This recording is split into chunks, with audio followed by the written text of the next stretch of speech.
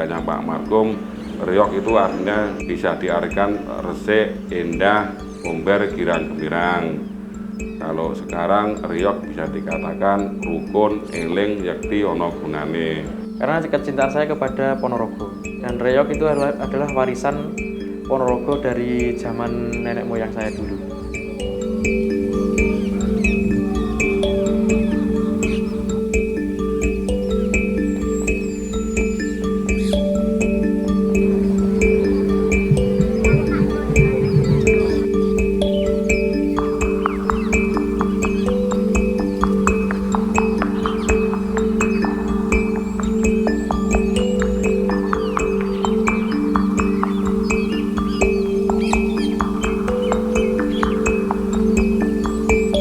Tribuners, saat ini kami berada di Kabupaten Ponorogo.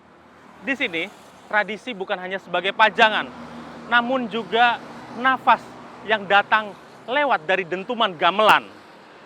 Di balik megahnya pertunjukan Reok Ponorogo, siapa sangka ada geliat UMKM yang hadir dari budaya tersebut.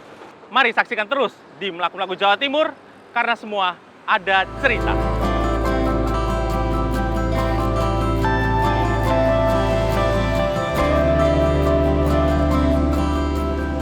Perkenalkan, nama saya Supriyono. Kalau di Ponorogo bisa disebut tokoh atau sesepuh Riok, juga pengrajin Riok. Usia saya 51 tahun. Saya berdomisili di Desa Gulan, Kecamatan Sukorejo, Ponorogo.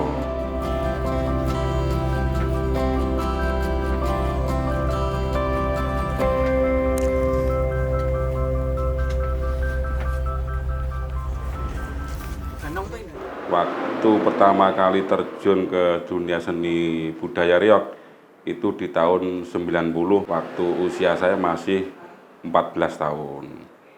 Itu waktu pertama kita belajar penari pembarong.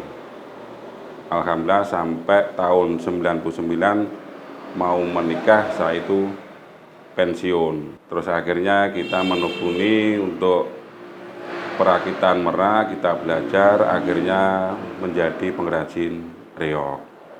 Kalau barongan sama dadak merak, nah untuk ukuran standar nasional, untuk dadak meraknya ukurannya 2 meter 25 cm. Itu beratnya kisaran 20 sampai 25 kilo. Kalau untuk barongannya yang standar nasional itu kan 60 cm, itu paling beratnya kisaran 15 kilo. Nah keseluruhan untuk standar nasional dadak merak sama barongan itu beratnya 40 kilo. Kalau suka duka pengrajin Riok itu kalau bahan baku itu dicari sulit. Katakanlah pengiriman dari luar negeri itu agak terlambat. Terus bahan baku itu memang untuk hari ini memang mahal. Dengan inflasi dunia, ekonomi yang sangat sulit. Memang harga bulu merak itu mahal, terus pengiriman juga terlambat. Kalau dulu tiap bulan itu keluar 7 sampai 10 itu bisa. Kalau yang paling sepi itu 1 bulan keluar kita 4. Tapi kalau sekarang kita mau keluar 1, 2 itu memang agak kesulitan.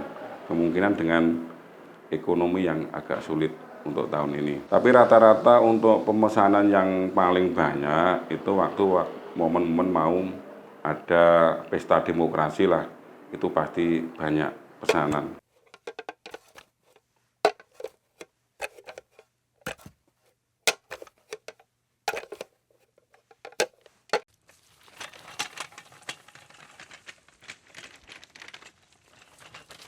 Perkenalkan, nama saya Andri Setiawan. Saya di paguyuban ini jadi anggota di Galuh Suryo Putra Honggolono. Dan di sini saya ikut Bahpri udah hampir 7 tahun dan membantu pembuatan Riok di tempatnya Bahpri sini. Karena kerjaan itu nyaman di sini dan semua kerja itu sama saja, Mas. Yang penting kita punya niat untuk usaha. Yang sulit itu dari bahan baku, dari kayu, dari rambut barongan, dari buntut sapi, dan kulit kambingnya itu sedikit susah carinya. Pengerjaan itu butuh ketelatenan, ya kadang 1 minggu sudah jadi. Kalau bahan bakunya telat ya sampai 1 bulan bisa. Kalau bahasa Jawanya mecoki kayunya dulu. Oh, kayu apa ini, Mbah? Ini kayu dari dadap. Dadap. Itu yang berair, terus seratnya banyak, kan lebih kuat, nggak mudah pecah. Terusnya seperti ini dulu. Ini nanti di atasnya kita kasih kertas yang dari bekasnya semen, kertas semen. Oke, kertas semen. Baru kita pasang kulit. Ini. Kalau ini kulit apa, Mbak? Kalau yang ini kulit kambing. Kulit kambing. Nggak panjang. Nanti kita motongnya ukur sesuai dengan kapasitas ukurannya barongan. Selanjutnya apa nih, Mbak? Dikasih dempul, Mas. Oh, kasih dempul. Kasih dempul dulu biar halus. Terus, iya, jadi iya. nanti pengecatannya itu lebih rapi. Lebih rapi. Kalau barongan coretan itu tergantung ukuran, Mas. Kalau mulai ukuran 60-an itu 2,5 juta. Kalau lebih atasnya lagi bisa nambah lagi. Tergantung ukuran. Minim ukuran 60 itu 2,5 juta. Dadak merak itu mulai harga 14 juta, 15 juta. Dadak meraknya saja. Kalau total itu bisa sampai 17 bisa. Untuk total keseluruhan sampai keruduknya itu, keruduk dadak merak barongan itu kisaran segitu.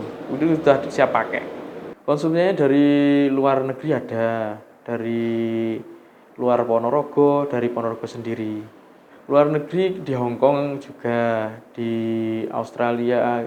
Ya kalau luar negeri itu dari pariwisata.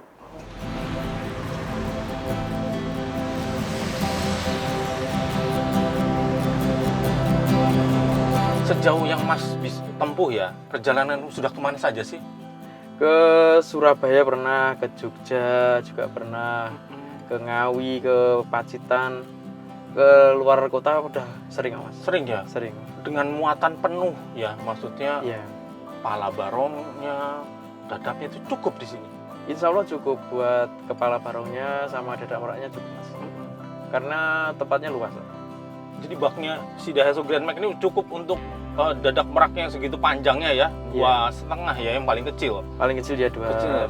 Kemudian berat kepalanya pun lumayan ya gitu. Lumayan, berat kepalanya sampai 30 kilo ada. 30 kilo, waduh. Iya. Tapi masih enak ya untuk dipakai. Enak, udah dipakai enak. Juga enteng. Enteng juga. Iya, enteng juga. Irit juga ya. Bisa jadi nanti bisa mau tambah lagi. Kebetulan banget nih Mas Gandhi. Jadi Daihatsu mempunyai program namanya Mid-Year Surprise Deal. Iya. Nah, bukan hanya mendapatkan kredit khusus. Nah, bisa tukar tambah. Oh, bisa. Kemudian bisa sekali Mas, bisa tukar tambah. Unit yang sekarang saat ini Mas punya Daihatsu Grand Max Pickup bisa diganti dengan yang Grand Van. Kemudian ada lagi program khusus pembelian unit baru. Nah, tidak hanya Mas mendapatkan unit baru, namun juga berkesempatan untuk mendapatkan Daihatsu Ayla, Mas. Wah, lumayan banget nih. Lumayan, Mas. Karena Daihatsu Ayla-nya dimodifikasi khusus, Mas, oleh Daihatsu.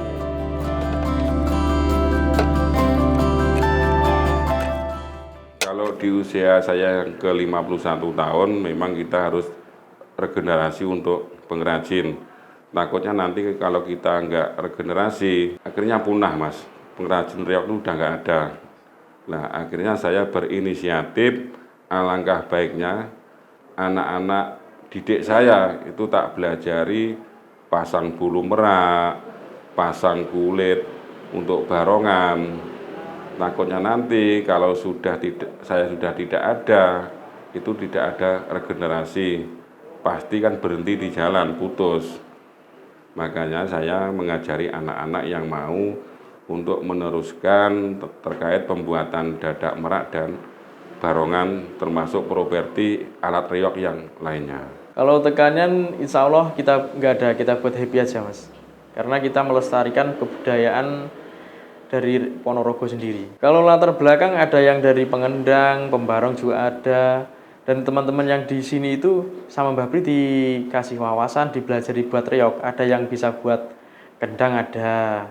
Bahan baku reog itu bisa buat kendang, ada yang buat gayer untuk tempatnya gong itu ada. Yang buat gong juga ada. Jadi peralatan musik itu teman-teman ada yang bisa buat semua.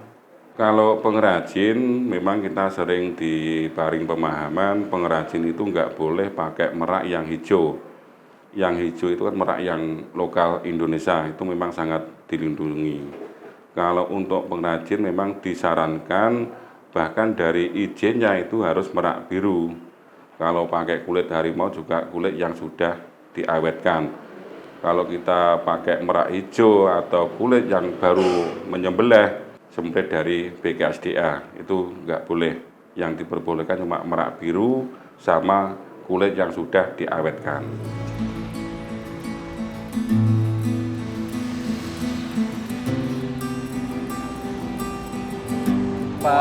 Pak Dandi lagi servis kendaraannya, bahwasanya DRC bisa hadir kayak gitu ya, meskipun tidak di area kita, bisa jemput bola ke UMKM terdekat kayak gitu. Bahkan ya kita sampai ini aja perjalanan dari Madiun kita ke sini bisa 1 jam. Kita tempuh untuk servis mobilnya Pak Din.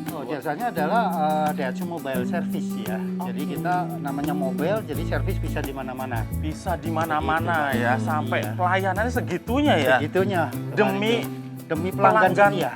Iya, pelanggan setia kita. Iya. Gremeng itu dimuat di Sukani Barongan 5 masuk. Lah atasnya nanti dikasih rangka buat dadak meraknya. Kita modif. Kalau Gremeng 2018 sudah punya, tapi dijual beli lagi yang baru. Kemarin pernah yang lama, terus ganti yang baru lagi, yang power steering.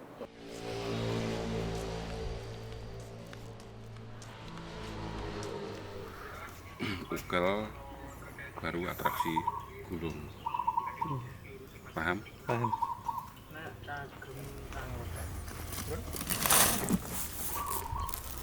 Kang tengah, Mas. Depan rumah, Mas. Mana filosofi yang lebih dalam? Reog itu kan pemersatu Nusantara, guyub rukun, gotong royong, buah simbol, bukan penyindiran ke Majapahit. Kalau saya menyimpulkan reog itu sebagai wahana sumber untuk kesejahteraan Nusantara, bersatunya Nusantara gitu. Kalau cerita mitosnya Nggolan Merah itu kan cerita mitos, Mas. Kan di mitos di masyarakat Mbah Honggolo dan Mbah Honggojoyo atau Ki Ageng Merah itu kan berseteru atau enggak ada, bahasanya enggak akrab gitu loh. Beliau berdua kan punya anak. Kalau Mbah Lono itu putranya namanya Mbah Joko Lancur, kalau Mbah Honggojoyo Ki Ageng Merah itu kan Putri Amirah. Lah Mbah Joko Lancur sama Putri Amirah itu kan jatuh cinta, di mitosnya gitu. Lah beliau berdua itu punya syarat, kalau mau menikahi anak saya, Mbah Joko Lancur harus ngasih serah-serahan seperti yang diminta Mbah Honggojoyo. Waktu pemberian serah-serahan itu Mbah Joko Lancur mampu, cuma untuk menghentikan hubungan itu Mbah Honggojoyo kan mencari syarat yang lain. Terus di mitos itu beliau berdua, Mbah Honggojoyo dan Mbah Lono akhirnya berseteru. Itu kan cuma mitos. Kalau sejarah yang asli, beliau berdua itu enggak berseteru. Sebabnya apa? Beliau berdua itu murid dari Mbah Sunan Kalijogo yang notabene menyebarkan Islam pertama di bumi Wengker. Kalau mereka dikatakan di mitos itu berseteru, itu salah. Saya juga siap membuktikan. Sebabnya apa? Kalau di mitosnya Nggolan dan Mirah itu nggak boleh ada pernikahan. Saya juga sudah membuktikan. Saya putra Nggolan, istri saya itu terah dari Mirah. Itu kan sudah saya buktikan.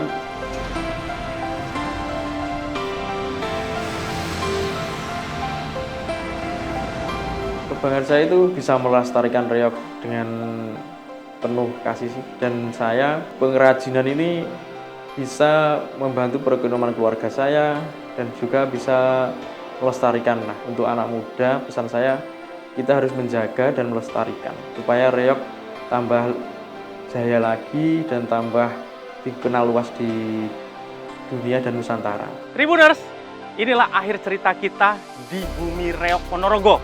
Dari sini kita dapat melihat kreativitas tak hanya menciptakan sesuatu, namun juga melestarikan budaya yang ada. Jangan jadi penonton, ayo terus ciptakan sesuatu yang baru, sekaligus melestarikan budaya. Saksikan kami terus di Melaku-Melaku Jawa Timur, semua ada cerita.